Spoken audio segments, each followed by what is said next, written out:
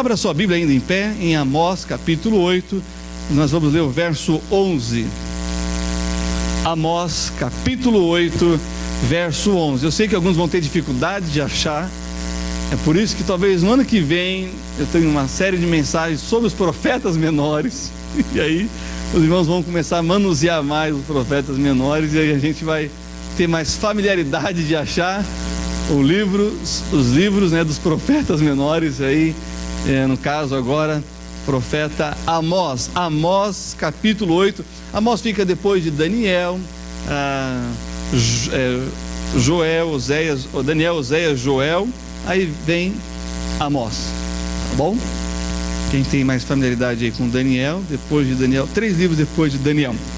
Muito bem, todos estão comigo? Será que eu posso ouvir um amém? Diz assim a palavra de Deus: eis que vem dias, diz o Senhor Deus, em que enviarei fome sobre a terra, não fome de pão, nem sede de água, mas de ouvir as palavras do Senhor. Poderia sentar, irmãos?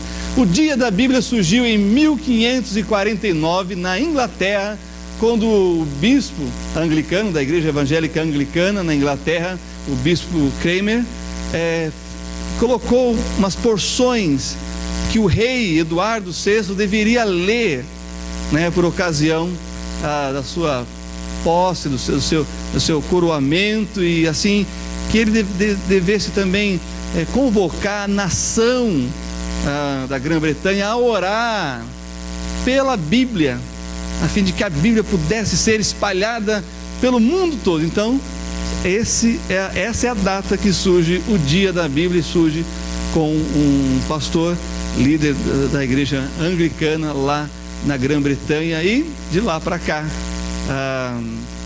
quando os protestantes vieram para o Brasil na época do Dom Pedro II, um desses Dom Pedro, ele trouxe os protestantes para poderem construir cidades lá no Rio de Janeiro, por exemplo, Petrópolis, Teresópolis, e esses crentes protestantes, então, eles trouxeram as suas Bíblias, construíram os seus templos, e todo ano eles celebravam o dia da Bíblia. O Dom Pedro sabia ler inclusive em hebraico, ele era um aficionado pela Bíblia, tinha ido para Israel, conhecido a Terra Santa, e ele gostou muito disso e incentivou. Mas foi no governo do FHC que o segundo domingo de dezembro, aqui no Brasil, foi considerado como dia da Bíblia. Então, nós temos a história desde lá de 1500 até 1800 no Brasil, e no governo do FHC, a instituição do dia, no calendário nacional, o dia da Bíblia. Então é algo assim realmente muito importante. Vamos ver então agora o que algumas personalidades da história da humanidade disseram acerca da Bíblia. Vamos começar aqui com o médico e biologista Thomas Huxley, que ele disse o seguinte: a Bíblia tem sido a carta magna dos pobres e oprimidos. A raça humana não está em condições de dispensá-la. E um outro cientista chamado Isaac Newton disse o seguinte: há mais indícios seguros de autenticidade na Bíblia do que em qualquer história profana. Lembre-se, nós estamos falando de 2 cientistas aqui que até hoje são estudados na área, né, das ciências, mas também filósofos e poetas falaram acerca da palavra de Deus. Por exemplo, Immanuel Kant, filósofo, ele disse o seguinte: a existência da Bíblia como livro para o povo é o maior benefício que a raça humana já experimentou. Todo esforço por depreciá-la é um crime contra a humanidade. Johann van Goy, poeta, diz o seguinte: progrida o mundo o quanto quiser, desenvolvam-se ao máximo todos os ramos de pesquisas, nada tomará o lugar da Bíblia. Muito bem, também nós temos um outro grupo de estadistas e políticos. Vamos começar com George Washington, o primeiro presidente dos Estados Unidos. Ele diz o seguinte: impossível governar bem o mundo sem Deus e a Bíblia. Olha que interessante isso. Toda a riqueza que nós gozamos hoje no mundo ocidental, toda a liberdade, tudo que nós temos de avanço de tecnologia, toda essa riqueza que existe no mundo ocidental é graças a homens como esses, no passado se voltaram para as Sagradas Escrituras, e todas essas conquistas humanistas de direitos foram baseadas na Bíblia. E agora, infelizmente, nós vemos uma geração surgindo, tentando viver, depois está gozando de toda essa riqueza que esses pioneiros nos legaram, agora querem viver sem Deus e sem a Bíblia. E aí você vê o declínio moral, espiritual e material pelo qual o mundo está passando. Nós estamos acompanhando a crise na Europa, irmãos. Por quê? Porque eles decidiram, a liderança, viverem sem os fundamentos, Deus e a Bíblia. Não se consulta mais Deus e a sua palavra acerca do que é lícito ao homem, do que pode, do que não pode. E é claro, o que pode e o que não pode não é um capricho divino, porque Deus quer nos privar de algo. Pelo contrário, Deus quer nos preservar da nossa própria destruição, porque nós somos os únicos seres criados por Deus capazes de se autodestruir. Nós não só destruímos o ecossistema de outras criaturas, mas nós destruímos o próprio mundo que nós vivemos. Quando o homem se afasta de Deus e da Bíblia, ele vai dizer coisas como aquele cientista chamado Richard Dawkins. Quando um casal escreve para ele no Twitter: nós fizemos ultrassom e a minha esposa está grávida e foi constatada que o nosso filhinho vai nascer com síndrome de Down. Sabe o que o Richard Dawkins falou? Então aborta e tenta um filho mais perfeito. Você acha que uma criança com síndrome de Down é imperfeita? Você tem parentes? Tem filhos assim? Que tal você matar essas crianças para ter um filho perfeito?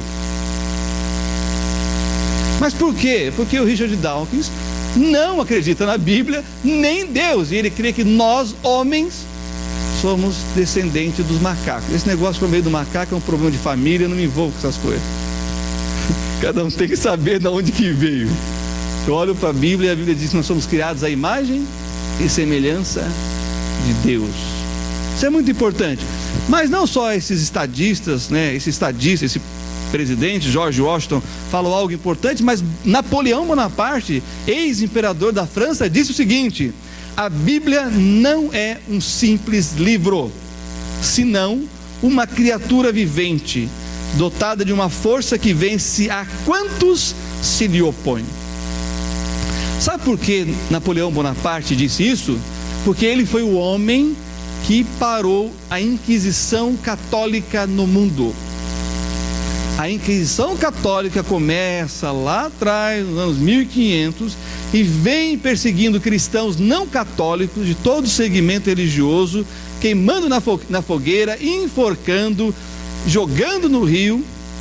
E aí eles entenderam, depois da imprensa de Gutenberg, a Inquisição Católica, que devia se queimar todas as Bíblias e só poderia ter acesso à Bíblia o clero.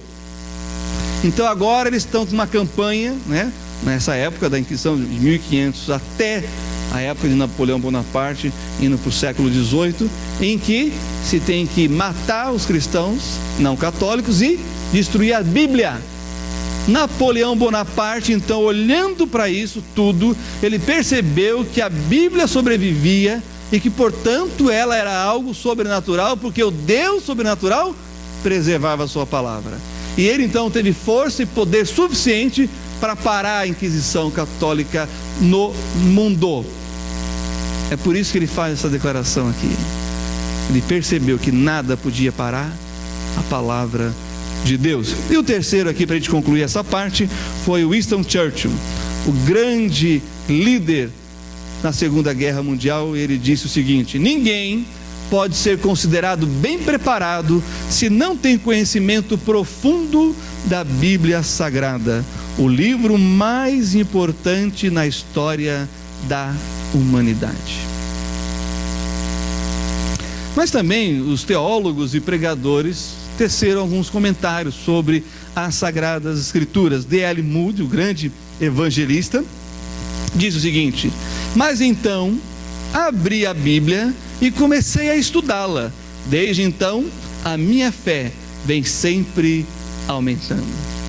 A Bíblia diz isso: a fé vem pelo ouvir e o ouvir da palavra de Deus. E George Miller, o grande filantropo, ele disse certa vez: já li toda a Bíblia 100 vezes e sempre com maior deleite. Cada vez se me apresenta um livro novo. Ele tem um livrinho curtinho, mas tão especial, que tem por título O Homem da Oração, das 100.000 orações respondidas. Um número assim bem astronômico, para mostrar que Deus pode responder a todas as orações. E esse homem tinha uma intimidade com Deus, e aqui nós temos a receita dele. Leu a Bíblia mais de 100 vezes. Bom, ele estava cuidando de um orfanato, né, de muitas crianças, e não tinha mais dinheiro, o dinheiro acabou, os recursos não entraram, e acabou o pão e o leite, não tinha como alimentar as crianças do orfanato. Ele reuniu as crianças no refeitório e orou agradecendo pelo pão e o leite que Deus ia prover. Quando eles abriram os olhos, não tinha nada na mesa. Mas ele orou agradecendo e sabia que Deus ia responder. Essa história é fantástica. De repente bate no orfanato, é o leiteiro dizendo que estava passando por ali, indo entregar o leite, não sei em que cidade, mas a carroça quebrou, não tem como carregar, não vai poder consertar até não sabe quando, o leite para não azedar, para não estragar. Ele tomou a decisão de doar para o orfanato. Então ele já tinha o leite. Aí de repente, depois que tinha o leite, bate outra pessoa na porta. Era o padeiro da cidade. Ele havia queimado uma fornada de pão, não totalmente, mas uma parte do pão, e ele não ia vender, porque você sabe, né? Quando você vai comprar o pão, não, aquele queimadinho, não, só não, aquele que queimou eu não quero. Tem gente que fala, não, eu quero aquele queimadinho. Tem uns que gostam mais queimadinho. Lá em Israel, com a nossa irmã Elze, que já faleceu, ela gostava tanto do pão torradinho que ela ia lá e passava no fogo, sabe? Tostava ele disse, é assim que eu gosto. Bom, mas não ia vender. Então o que ele fez? Não ia raspar o pão e vender. Foi lá no George Miller e entregou o pão. E as crianças tiveram o café da manhã. É algo que Deus faz quando nós lemos a sua palavra e cremos nela. Deus é realmente o Deus das orações impossíveis, inclusive. Muito bem, mas aí nós temos o que a Bíblia diz de si mesmo, e aí eu quero convidar você a voltar lá para o Salmo 119, e nós vamos ler aí alguns versículos e entender como a palavra de Deus é completa nas nossas vidas e o que ela produz em nós quando nós nos voltamos para ela, para a sua leitura, buscando conhecimento, buscando transformação, buscando vida, buscando direção. O Salmo 119, com os seus 176 versículos, é um poema acerca da bendita palavra de Deus. E perceba que cada porção do Salmo começa com Aleph Beit, que quer dizer o alfabeto hebraico. Está vendo aí a palavrinha Aleph? É a primeira letra do alfabeto. Agora olha em cima do verso 9. Beit é a segunda letra do alfabeto hebraico. Teve uma pessoa que, procurando um nome na Bíblia para dar para o filho, achou isso aqui tão bonito, Aleph. Mora lá na rua da minha mãe. Qual é o seu nome? Aleph. Que quer dizer a primeira letra do alfabeto hebraico. E a tradução mais voltada para o significado é boi. Porque a letra Aleph no hebraico antigo é um desenho do boi com um chifrinho assim, né? Então é o que significa. Por exemplo, a letra Beit, que está aí, vem de Beit, e Beit em hebraico quer dizer casa, e assim por diante. Em hebraico tudo tem significado, tudo tem sentido. Bom, esse salmo é justamente esse poema, a palavra de Deus, o que ela produz em nós. Verso 1, acompanhe comigo. Diz assim a Sagrada Escritura, Salmo 119, verso 1: Bem-aventurados os retos em seus caminhos, que andam na lei do Senhor. Bem-aventurado, ashrei, em hebraico quer dizer felizes. Quer ser feliz? Leia a Bíblia e ande na sua lei, nos seus princípios, nas suas verdades, e você vai ser feliz. Olha só o princípio de santidade para os jovens, verso 9 e verso 11. Com que purificará o jovem o seu caminho? Observando conforme a tua palavra. É assim que o jovem vence as paixões, se purifica de um mundo que tenta corrompê-los. Olha, irmãos, nós temos que tomar muito cuidado. Eu não sei se vocês têm acompanhado tudo aquilo que está sendo exposto na mídia, que acontece na Universidade de São Paulo, sobretudo na área da medicina. Já disseram que não é de hoje, já faz tempo. E aí você conversa com um, conversa com outro, e nós ficamos sabendo de cada história de gente que tomou aquela bebida de cogumelo, não é? Foi drogado, chá de cogumelo, obrigado. Aí outros que numa festa, numa balada, acordou, não sabe porquê, não sabe aonde, não sabe como, e não sabe o que aconteceu. Então, meus queridos irmãos, às vezes os pais parecem neuróticos quando eles dizem assim: não coma nada que os outros se derem nas festas, que você não é familiar, não é? Parece que é neurose isso dos pais. Não é não. Esse mundo não está de brincadeira para com os nossos filhos. O verso 11 tem mais. Escondi a tua palavra no meu coração, para eu não pecar contra ti. Essa é a única maneira da gente não pecar contra Deus, é quando a palavra está latente dentro de nós. E o verso 103 fala do que a palavra é em relação a aquilo que nós temos como doce no nosso paladar. 103 diz: quão doces são as tuas palavras ao meu paladar, mais doces do que o mel à minha boca. E aí nós temos na continuidade o verso 105 agora. Salmo 119, verso 105, esse é bom para decorar, né? Ele é curtinho e é fácil de guardar. Olha só: lâmpada para os meus pés é a tua palavra e luz para o meu caminho. Isso é a palavra de Deus, iluminação completa para a sua vida. Volta aí um pouquinho, verso 89. Olha só o que diz a palavra de si próprio: para sempre, ó Senhor, a tua palavra permanece no céu. É uma palavra eterna.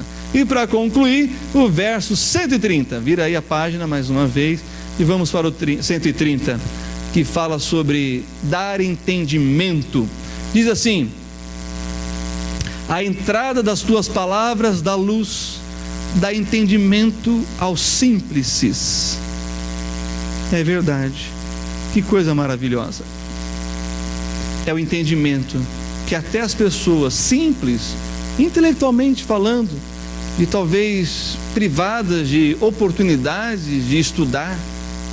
Tem algumas pessoas que só puderam estudar até a 4ª série, outros foram alfabetizados em casa e mais nada. Mas eu conheci pessoas que aprenderam a ler na Bíblia. Irmãos, isso é um negócio impressionante. Aprender a ler depois de uma certa idade já é difícil. Agora, aprender a ler depois de uma certa idade na Bíblia é algo que acabamos de ler. É um entendimento, é uma capacidade que vem do alto para essas pessoas que de simples passam a serem entendidas acerca das coisas da vida e de Deus. Que maravilha que é a palavra do Senhor. O pastor Marcos já pregou, mas eu gostaria apenas então de ler com vocês 2 Timóteo 3:16 e 17 para fixar essa porção. É uma referência em tudo aquilo que nós devemos saber acerca da importância da palavra de Deus. Então, para fixar, vamos fazer a leitura de 2 Timóteo capítulo 3, versos 16 e 17, que diz: toda a escritura é divinamente inspirada e proveitosa para ensinar, para redarguir, para corrigir, para instruir em justiça, para que o homem de Deus seja perfeito e perfeitamente instruído para toda boa obra. A palavra de Deus então atinge o nosso cognitivo, desce para o nosso coração e se estende através das nossas mãos e pernas. É quando nós nos enchemos dela e ela transborda de dentro de nós e alcança outras pessoas. Como é importante, irmãos, no momento de dificuldade, no momento de luta, quando nós não vemos a luz no fim do túnel, alguém chegar ao nosso lado e citar a palavra de Deus, e citar a sua experiência em viver a palavra de Deus e dizer: olha, a Bíblia diz assim, aconteceu comigo, me apeguei a Deus, busquei ao Senhor, li a palavra, busquei a direção e no tempo certo fui abençoado. Agora, dura quando as pessoas chegam do nosso lado, nós estamos down, para baixo, e elas falam um monte de coisa, do que elas acham, do que elas pensam. Sabe os amigos de Jó? Ele já estava lá embaixo, chegaram pensando que ia ajudar ele, só pisaram mais. Aí, meus irmãos, a gente não aguenta. Mas quando alguém se aproxima de nós para falar o que Deus diz na sua palavra, nos coloca para cima. Às vezes o problema não foi resolvido ali na hora, nem sempre é resolvido ali na hora, mas aquela palavra nos dá força para continuarmos em pé até que Deus nos dê a vitória. A palavra de Deus vai nos ajudar também a discernir. Olha só, Hebreus capítulo 4, verso 12, vai para frente, algumas páginas apenas. Nós temos Hebreus capítulo 4 e nós vamos ler aqui o verso 12.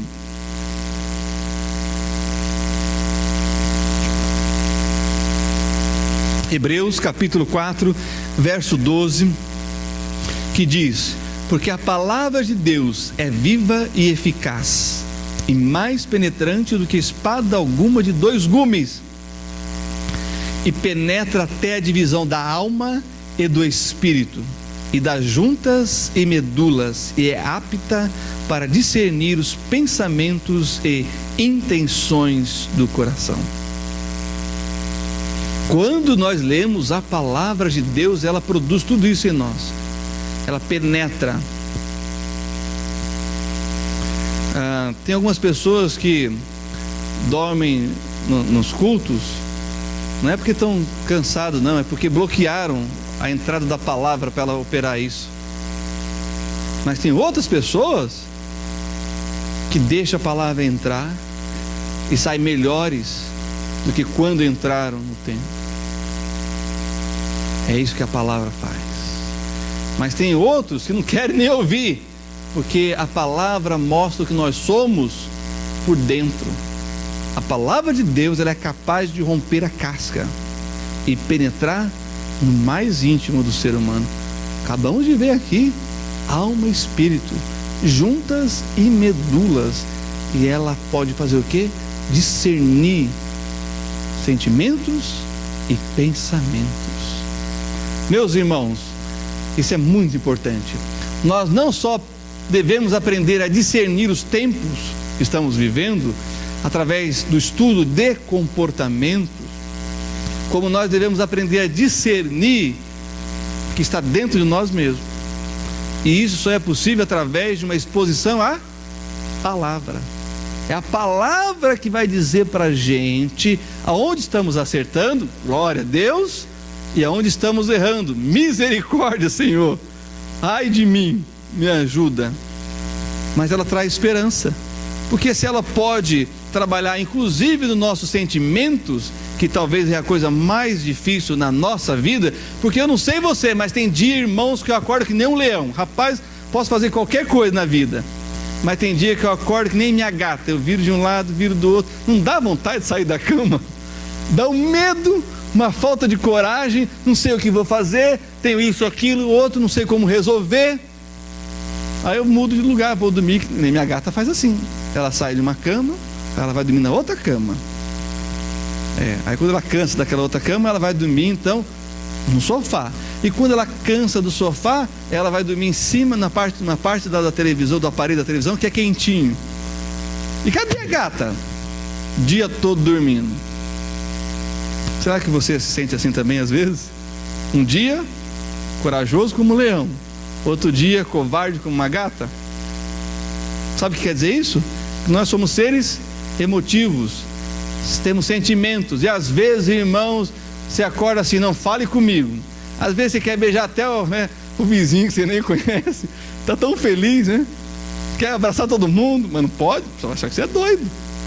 Olha, irmão, se nós somos assim na parte sentimental, que é o que o texto está dizendo aqui, nós temos que nos voltar para Deus, porque Ele, através da sua palavra, é apta para discernir os pensamentos e intenções do coração. Só Deus pode lidar com os nossos sentimentos. Nem o nosso cônjuge, nem os nossos pais, nem os nossos irmãos podem. Só Deus pode. Como é que Ele faz isso? Através da palavra. Também a Bíblia é alimento para cada um de nós. Avance um pouquinho mais aí as páginas para frente e vamos para a primeira epístola do apóstolo Pedro, capítulo 2, verso 2. 1 Pedro, capítulo 2, verso 2. E eu gostei que o pastor Marcos falou hoje de manhã. Eu entendi que tem gente que faz dieta espiritual também, né? Não lê a Bíblia, não ora, aí vai definhando, vai morrendo, porque tem um pessoal que só lê a Bíblia uma vez por semana. Aí não dá, né? É que nem comer uma vez só por semana. Eu fico vendo aquelas propagandas, mas eu não acredito que aquele shakezinho, não, aquilo não pode ser uma refeição. Eu não acredito naquilo. Não acredito que você toma aquele negócio e não vai ter fome. Eu tenho fome a cada 3 horas. Será que eu vou ter que tomar um shake daquele a cada 3 horas? Será que é essa a ideia? Então, sei lá, irmãos. E tem uns remédios aí perigosos, hein? Está sendo proibido lá na Europa, nos Estados Unidos, mas aqui parece que pode tudo. Aliás, prenderam um pessoal aí que tinha um contrabando de remédio proibido. Remédio para emagrecer. Então toma cuidado, presta atenção. Se alimente da palavra de Deus, que ela não vai criar obesidade. É saúde espiritual. 1 Pedro 2,2 que diz: desejai afetuosamente, como meninos novamente nascidos, o leite racional, não falsificado, para que por ele vades crescendo. Não vou revelar aqui não, mas tem gente que mamou até 2 anos, 3 anos, 4 anos, 5 anos. Posso parar ou continuo? 6 anos, 7. Tem mais ainda? Por favor, né? Já cresceu bastante. Mas irmãos, é bom, não é? Você lembra da sua infância? Lembra que seus pais, a sua mãe dizia: você mamou até não sei quantos anos? Porque era bom. É o que a palavra de Deus faz na gente. Faz a gente crescer. E é bom, tem tudo ali, é completo. O pessoal diz que no mínimo 6 meses de amamentação vai ajudar até na questão cerebral, né? Lipídios, fósforo e mais um monte de outra coisa que faz você ser mais inteligente do que os outros. Não sei não, acho que quem mamou mais pela, né, a ciência aí deve ser mais inteligente que os outros. Então, mas não dá para voltar mais atrás. Não, aí já é demais. 12 anos não dá. Coisa, por isso que é tão inteligente assim. Mas não dá para voltar mais, hein, gente? Não dá para voltar mais. Agora então, seja inteligente, sábio, através da palavra de Deus, do alimento que é o leite espiritual para as nossas vidas, que é a palavra de Deus. Muito bem. Também ainda aí em 2 Pedro, olha só o que nós lemos no capítulo 1, versos 20 e 21. Olha só o que diz, falando aqui também sobre a palavra é da vontade de Deus e não do homem. É por isso que a Bíblia é a maior best-seller. Nada pode bater a Bíblia. Pode juntar tudo aí, pode juntar Harry Potter, pode juntar Paulo Coelho, pode juntar Machado de Assis, Graciliano Ramos, quem mais?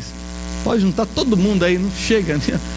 O segundo best-seller é tão longe, está tão longe em quantidade que não dá nem para comparar. A Bíblia é o livro mais lido no mundo, mais vendido no mundo, porque a Bíblia é a palavra de Deus. Essa é a razão, não tem outra explicação. Não tem marketing, né?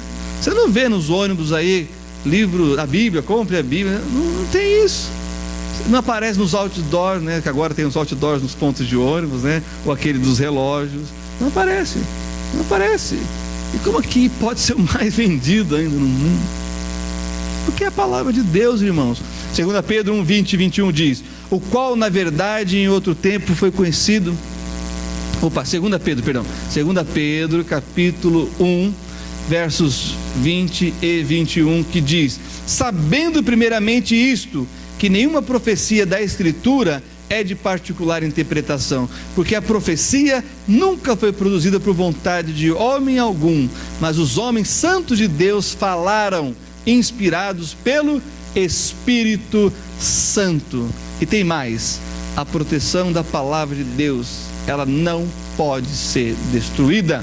Vá comigo agora para Mateus capítulo 24, verso 35. Olha só o que diz as Sagradas Escrituras em Mateus capítulo 24, verso 35. Diz assim: Jesus Cristo, o Senhor, falando sobre a sua bendita e maravilhosa palavra. Mateus 24, 35. O céu e a terra passarão, mas as minhas palavras não hão de passar. Lembra que eu falei que a Inquisição tentou destruir as Bíblias? O pastor John MacArthur, que eu vou citar um exemplo dele já, ele tem uma Bíblia, e foi feito um teste de DNA na Bíblia, uma Bíblia muito antiga. Ele é um colecionador de Bíblia, e descobriu que umas manchas que tinha naquela Bíblia eram manchas de sangue. Provavelmente ele apurou a pesquisa, eram de esses crentes que foram perseguidos na Inquisição Católica e que deram seu sangue, a sua vida, para proteger a Bíblia. E ele encontrou uma Bíblia que ela ficava dentro de uma espécie de um púlpito, que a pessoa só podia colocar a mão e passar a página, ela não podia pegar a Bíblia. E essa Bíblia estava no púlpito acorrentada, porque aquela igreja só tinha aquela Bíblia.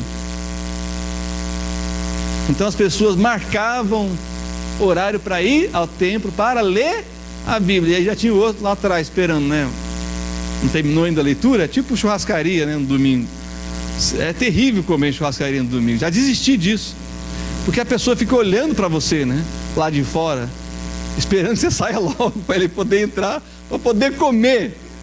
Irmãos, a analogia é a mesma. Os crentes daquela igreja, há séculos passados, só tinham uma Bíblia, então eles ficavam na fila esperando o outro terminar a leitura para ele ir. Agora imagina, o camarada estava lá terminando o Apocalipse e o outro ia começar o Gênesis, começou a ter que voltar todas aquelas páginas, né?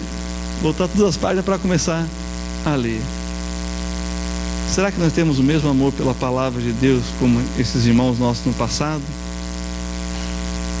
Tem uma tradição muçulmana que o Corão não pode ter nada em cima dele.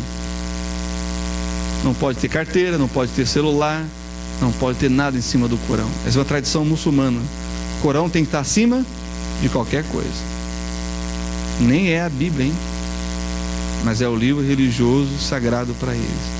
E, portanto, ele é tratado como algo que tem que ter zelo e cuidado. A Bíblia foi preservada, irmãos. Essa é a grande verdade. Poderia contar aqui de coisas na história que foi registrado. Por exemplo, das 342 mil pessoas punidas na Inquisição, 32 mil foram queimadas vivas. Sabe por quê? Porque elas tinham uma Bíblia em casa. Então a coisa é realmente tremenda. Mas Deus preservou a sua palavra. Olha comigo, Isaías capítulo 40, versos 6 a 8. Abra lá, nós estamos indo para a parte final. E aqui eu quero mostrar como Deus tem preservado a sua palavra, pois é a palavra de Deus. Isaías capítulo 40, versos 6 e 8, 6 a 8, que diz: uma voz diz, clama, e alguém disse, que hei de clamar? Toda a carne é erva, e toda a sua beleza como a flor do campo. Seca-se a erva e cai a flor, soprando nela o Espírito do Senhor. Na verdade, o povo é erva, seca-se a erva e cai a flor, porém a palavra de nosso Deus subsiste eternamente. É o próprio Deus que preserva a sua bendita palavra. Nós sabemos a história da Mary Jones, que foi uma moça que juntou durante anos dinheiro para comprar uma Bíblia, andou quilômetros com todo o dinheiro dela para chegar na cidade onde iriam vender as Bíblias. Quando ela chegou lá, já tinham vendido todas as Bíblias, e para maior tristeza dela ainda, ela ficou sabendo que todo o dinheiro que ela juntou durante anos, fazendo pequenos serviços no vilarejo dela, não era suficiente para comprar a Bíblia. O pastor ficou tão impressionado com a atitude dela e como ela sabia da Bíblia, porque ela ouvia, né, a Bíblia e lia a Bíblia na casa de vizinhos, que ele deu a própria Bíblia dele. E isso fez com que as sociedades bíblicas fossem iniciadas, com um propósito: cada lar uma Bíblia para cada lar. É isso que o pastor Thomas, a dona Linda e tantos outros irmãos como o pastor Thomas estão engajados a realizar, que cada casa tenha uma porção da palavra de Deus. Eu quero terminar com a história de um médico judeu e a Bíblia, que é narrado, né, no livro do pastor John MacArthur. Ele é escritor de mais de 40 livros, um pastor da Igreja Batista Comunidade da Graça lá nos Estados Unidos, uma igreja com 9.000 membros. Quando ele começou tinha 500 membros, 30 anos depois 9.000 membros, universidade, escola, tudo, uma grande bênção lá nos Estados Unidos. E ele estava numa série de mensagens na igreja falando sobre ser entregue a Satanás, pessoas que dão lugar ao diabo. Olha que boa mensagem, né, para atrair as pessoas, né? E alguém ouvindo aquela série de mensagens durante um mês marcou uma entrevista com ele. Chegou lá no escritório dele e falou assim: eu tenho ouvido o senhor pregar sobre ser entregue a Satanás, dar lugar ao diabo, e é o que está acontecendo comigo. Pois não. Eu larguei a minha esposa, estou vivendo com a amante, tenho uma clínica de aborto, eu mato crianças e eu devo estar muito encrencado com Deus. E tem mais, além de tudo isso, eu sou judeu, portanto eu não acredito no que você fala e nem nesse Jesus que você prega. Aí o pastor John MacArthur, mais de 40 livros escritos, livros de evangelismo, livros de tudo. Ele vai lá no armário dele, abre o armário, pega um exemplar da Bíblia e entrega para o judeu, médico, dono de uma clínica de aborto. Assim, essa aqui é a Bíblia. Aí dentro tem um livro chamado Evangelho de João. Depois que você lê esse livro, você volta aqui para a gente conversar. Só isso? Não vai falar mais nada? Não. Essa é a Bíblia. Tem um livro chamado Evangelho de João. Vá para casa, leia. Depois que você lê esse livro, você volta aqui para a gente conversar. Uma semana depois estava lá o médico judeu. Já leu o livro? Então entra. E o que você encontrou no livro? Que Jesus Cristo é Deus. Como você descobriu isso? Ele diz: porque ninguém pode fazer ou falar o que ele fez se não for Deus. Essa é a tese do livro de João. Estas coisas, porém, foram escritas para que creiais que Jesus Cristo é o Filho de Deus, e crendo neles tenhais a vida eterna. Aí ele não parou, não. O médico falou: e tem mais. Eu continuei lendo a Bíblia e encontrei um outro livro chamado Romanos. Aí ele perguntou: o que você encontrou lá em Romanos? Que eu sou pecador. É a tese de Romanos, porque todos pecaram e destituídos estão da glória de Deus. E o que mais você descobriu? O que eu tinha que fazer? Abandonei a amante, voltei para minha primeira mulher e fechei a clínica de aborto. Sabe o que o John MacArthur diz no livro dele depois dessa história? Ele falou assim: nós só precisamos entregar a Bíblia para as pessoas e fazê-las lerem, porque a Bíblia é o poder de Deus. A palavra de Deus é o poder para transformar o homem. Ele diz também no livro: a Bíblia é como um leão. Você não protege um leão. Você não leão na savana africana. Ele é o rei da floresta. A Bíblia é muito mais que um leão. Ela é a palavra de Deus, que transforma os nossos corações, as nossas mentes, as nossas vidas. Feche os olhos, abaixe sua cabeça. Vamos ter uma palavra de oração. O pastor Marcos vai chegar e vai estar orando por todos nós. Você está com sua cabeça curvada, seus olhos fechados. E certamente o que Deus quer dizer para você nessa noite é que você deve ler a Bíblia. Que você deve reconhecer a importância da palavra de Deus. Que você deve crer no poder da palavra de Deus. Histórias como estas são muitas das histórias que o Ministério Gideônico tem escrito e publicado. Exemplares que foram deixados em hotéis, em hospitais, libertaram pessoas do suicídio, da morte, libertaram pessoas da imoralidade. Deus tem esse poder, através da sua palavra, de agir na sua vida.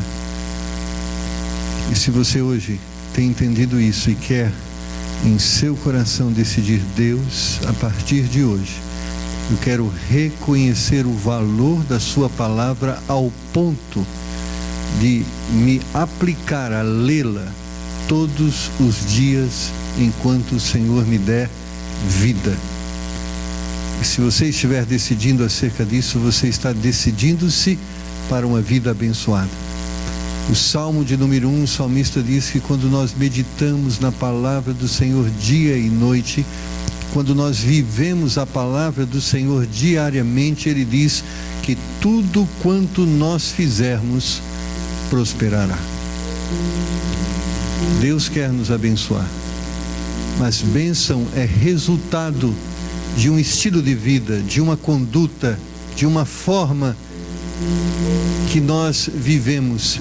E Deus, através da sua palavra, quer nos ensinar a viver e, consequentemente, através da prática desse ensinamento, vamos experimentar a bênção da vida.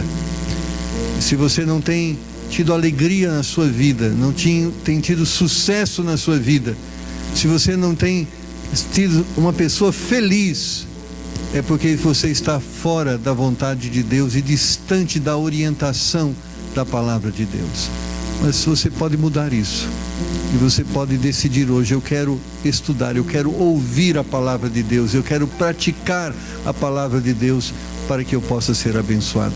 Se esse é o seu desejo, irmão, irmã, um desejo sincero, realmente o Espírito Santo te convenceu acerca desta verdade e você quer se apropriar dela, você quer praticá-la, levanta sua mão, eu quero orar junto com você. Pastor, amém.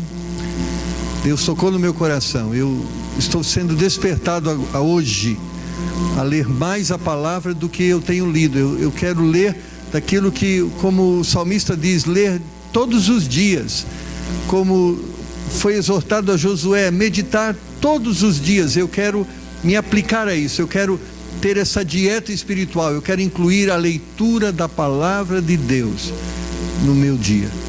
Ore por mim. Há mais alguém? Você que não levantou a sua mão, Deus tocou no seu coração, amém?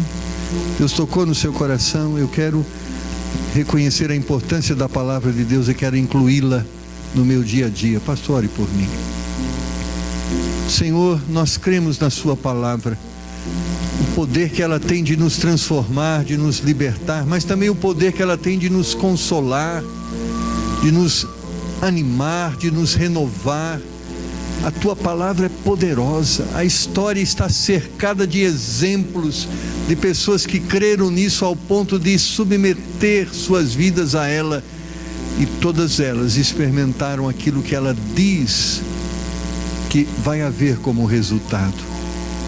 Pai, quantos de nós estamos diminuindo a palavra de Deus, talvez estamos reconhecendo tanto a importância intelectual, a importância de uma nova faculdade, um novo estudo, uma nova ciência, um novo conhecimento, mas quanto nós estamos desprezando o conhecimento do Senhor e da sua palavra. Homens, Senhor, humildes, sinceros, falhos, imperfeitos, estão aqui agora diante do Senhor, reconhecendo o pecado de estar distante do Senhor, da sua palavra, mas eles querem hoje, Senhor, tomar uma decisão.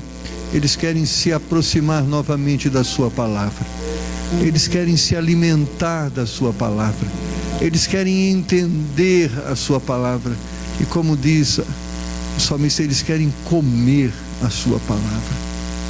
Ó Pai, nos ajuda agora nessa decisão, porque tantas são as pressões contra nós, tantos são as ocupações, o ativismo de cada dia, que muitas vezes, quando olhamos para a nossa agenda, parece que não há tempo para o Senhor, não há tempo para a sua palavra. E por isso, Senhor, muitas vezes temos que incluir na nossa agenda tempo para o médico, tempo para o aconselhamento, tempo para tratar problema, tempo para resolver problema, porque muitas vezes, ao desprezarmos o conselho do Senhor, agimos na nossa própria força, no nosso próprio entendimento, e muitas vezes no nosso entendimento e força nós falhamos, e porque falhamos, muito do nosso tempo é gasto para resolver problema, quando nós poderíamos, Senhor, através da sua orientação, não criar problemas, não gerar dificuldades. Nós poderíamos ter vidas abundantes, vidas tranquilas, vidas sossegadas, sobre a orientação do Senhor. Mas esses seus filhos entendem e querem esse sossego, querem essa paz, querem essa direção. Então nos dá vitória, Senhor, para vencermos todo esse ativismo, toda essa ocupação que muitas vezes nos distancia do Senhor. Então nos ajuda a tomarmos as decisões que precisamos tomar. Nos ajuda nesse momento a termos a coragem de desligar a televisão, de limitar o entretenimento, de priorizar as coisas do Senhor, para que esse alvo possa ser alcançado. Porque com certeza, Senhor, se nós nos aplicarmos e vivermos essa decisão, nós vamos ser abençoados. Então pedimos, Senhor, nos abençoe através da sua palavra. Nós te pedimos em nome do Senhor Jesus. Amém.